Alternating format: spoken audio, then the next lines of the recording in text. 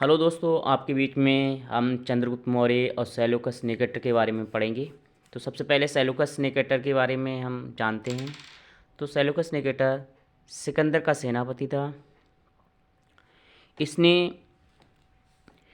ये ईरान में एक जगह पड़ती है बेबीलोन, वहाँ का राजा था बेबीलोन। इसने अभी एक प्रांत जीता था जिसका नाम बैक्टीरिया था। उससे जो उत्साहित था और इसने सोचा कि हम भारत पर आक्रमण करते हैं।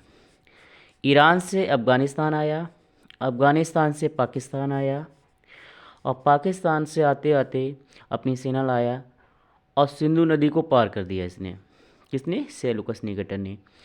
और मगध की ओर बढ़ रहा था। तभी मगध पर उधर मगध के शासक चंद्रगुप्त मौर्य थे।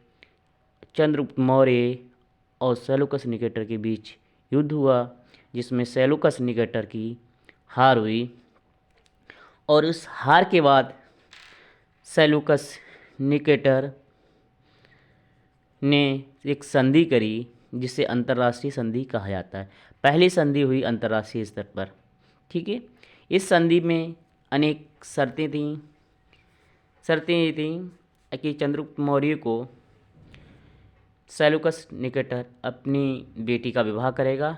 उसका नाम हेलेना था।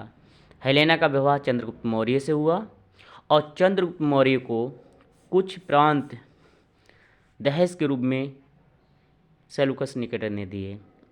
उन प्रांतों के नाम हैं एरिया, जिसका वर्तमान नाम हेरात है, अराकोसिया जो कंधार में पड़ता है अफ़गानिस्तान की, जेड्रोसिया मकरान में है, पेरिपेनिस दाई ये काबुल में।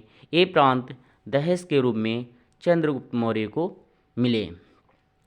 चंद्रगुप्त मौर्य ने जब ये सेल्यूकस निकेटर इसका क्या बन गया, दामाद बन गया चंद्रगुप्त मौर्य सेल्यूकस निकेटर का, तब चंद्रगुप्त मौर्य ने इसे 500 हाथी उपहार के रूप में दिए।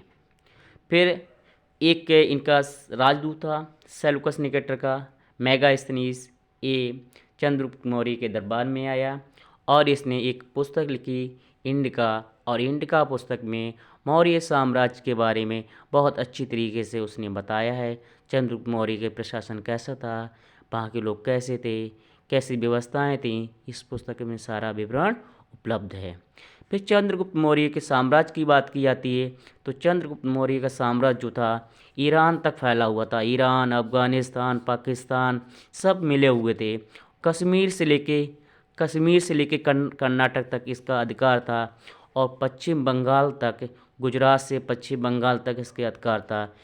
ठीक है, चंद्रगुप्त मौर्य का। तो आगे का पार्ट चंद्रगुप्त मौर्य का देखने के लिए आप लोग कमेंट में सेक्शन में दें और बताएं कि चंद्रगुप्त मौर्य का आपका पार्ट कैसा लगा। ठीक दोस्तों, धन्यवाद।